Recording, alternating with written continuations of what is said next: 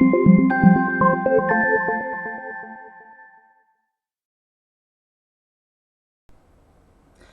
Jewish Mom. So it's been a really long time, way too long, since I've been in touch with you in these pep talks. So over a month, in fact. So I think all of you know. So I have a very good excuse for my absence. We moved, and we moved to a new home in Kiryat Moshe, which we're really thrilled about. So I want to talk today about the security situation. So I assume that all of you have somewhat heard about what's been happening in Israel. That it's been basically like a terror blitz. That you open up the news and it's sort of like non-stop. Like here's a stabbing, here's an attempted terror attack, here's another stabbing, another. It's like non-stop. In fact, where I live now in Kiryat Moshe, we're very close to the street which leads to a major hospital, Shari Tzedek.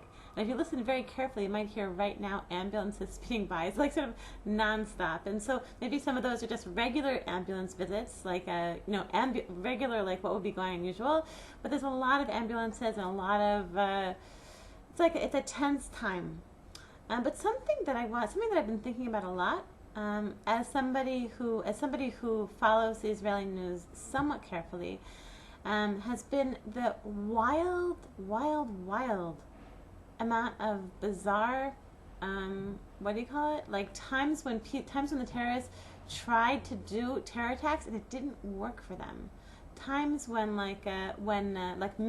terror mishaps, terrorist bloopers, let's say.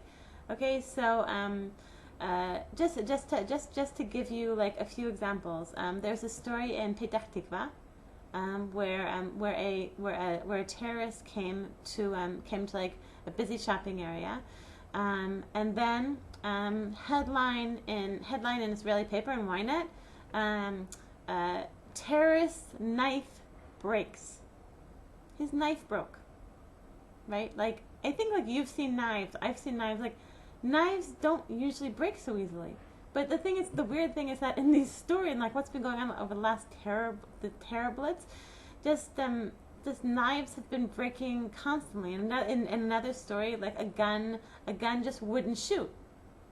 And the story in the horrific story with the involving the Henkin family. So the Henkin couple were tragically and horrifically murdered.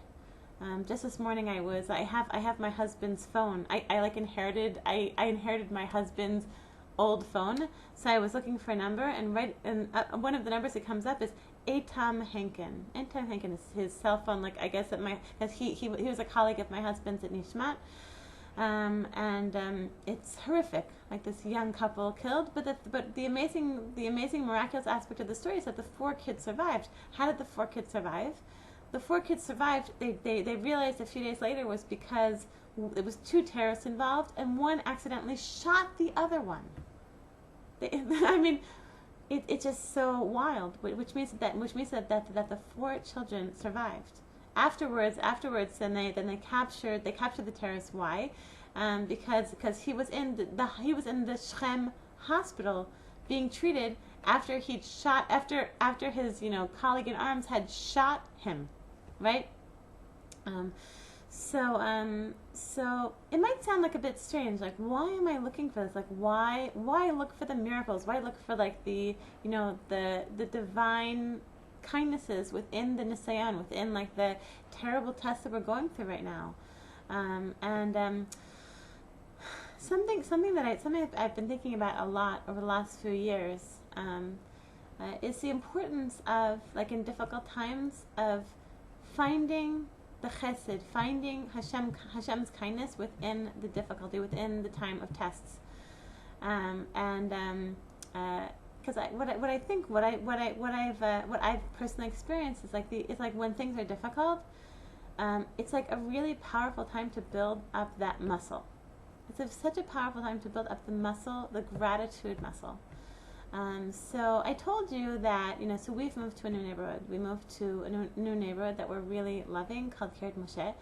We left Nachlot after 20 years. And I think probably a lot of you probably figured out the reason why we left is because about 4 years ago, I've told you on quite a few occasions, we discovered that within our neighborhood was the home base, or is the home base for a ring of pedophiles, of child molesters. So it just became a very, very, very, very difficult place for us to live. We stuck through for 4 years for various reasons. Maybe one day I'll write a book like about that thick about the nisayon that we went through over the last 4 years staying in Achlot, and all the crazy things that happened, all the crazy challenges and difficulties which we went through as a family. And in that book it will also contain why we stayed for an extra 4 years. But something that I find now, it's like now, I moved to Kiryat Moshe. Now, like, I'm living in this beautiful house, which we own, which we sold our house there, we renovated here. It's a beautiful home, and wonderful, street, neighbors, everything. I'm like living the dream. I'm like living what I was dreaming about for 4 years. I'm living it. The dream came true. The interesting thing is that, but still, quite often I'll wake up in the morning and I'll just be like in a crummy mood. Like I can't find this and I can't find this and this is a mess and this is a mess. I still need to unpack this and I still do that and I can't. Everything's going wrong. Even though I'm living the dream, like the dream came true. Like I'm not anymore, Baruch Hashem, involved in like this very, very extreme, freakish kind of personal challenge like I was living through in Achlot. But still, like life is tough. Like just being a mother and being a human being is tough. Like there are challenges. Like it really is challenging living life. But because for those 4 years in Achlot, I worked so hard on the gratitude muscle.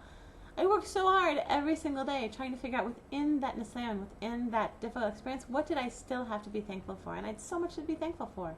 I still had so much to be thankful for.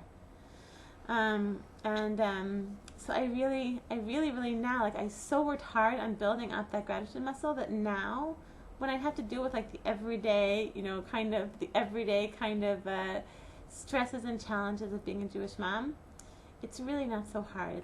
It just comes naturally. It comes naturally for me, like within that, to feel grateful, to pull myself out of it and to remember to realize how much I have to be grateful.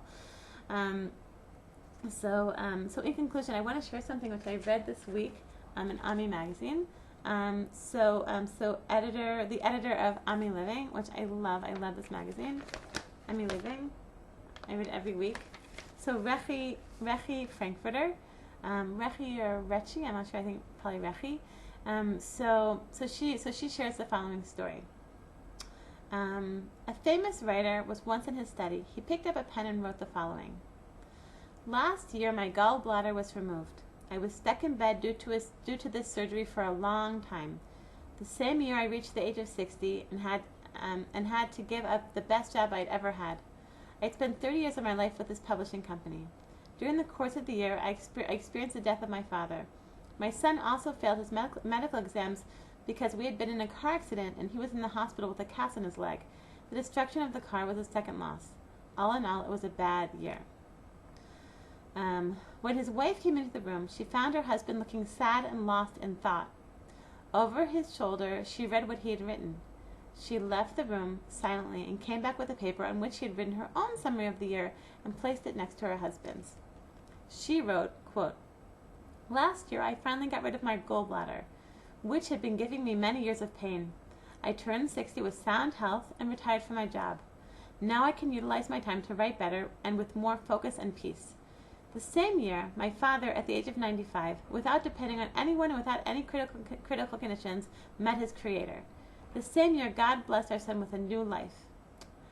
My car was destroyed in an accident, but my son escaped without permanent disability." At the end, she wrote, "This year was an immense blessing and it passed well." And then the writer adds, "What I would like to add to the wife's version is this. And it was a year in which I was blessed to have a wife who is emotionally healthy, who sees only the positive and is not dragged down by the negativity and is not dragged down into negativity by me." Okay, I'm sharing this story because I think we just have in every situation, in very difficult situations, in very challenging situations, but just in the day-to-day, life. day-to-day challenges of life, we have that choice to write to like what narrative, like what's the narrative, you know? Are we going to focus on, you know, all the things going wrong? Or are we going to focus on the divine kindnesses, Hashem's love, which is expressed through countless things which happen over the course of the day? And so in conclusion, I want to bless all of us that we through this difficult weeks that Am Yisrael, that we should enter into a more peaceful time. That please Hashem, that Hashem should bless us. That we should be that peace and quiet will return to the land of Israel. But I want to bless all of us that we should be able, within whatever situation you're dealing with, whether it's a very difficult situation, difficult challenges, or just like everyday situations which are also difficult. You know, there's also just in regular humdrum life of being a Jewish mom and being a human being, there's just a lot of challenges. And I want to bless you that you should try to see that, to see the good, to see the chesed, to see the kindness, even within that, even alongside the difficult things which go on. I want to bless all of you Jewish moms with an amazing, amazing content.